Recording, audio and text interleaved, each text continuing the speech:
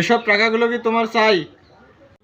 হ্যাঁ হ্যাঁ চাই চাই, আমাকে দিয়ে দাও। যেমন ধরনের জিনিসগুলা খুব একটা দরকার লাগতেছে না, পছন্দ করতেছে না, এরকম ধরনের জিনিসগুলো, তখন ওগুলোর কি হবে?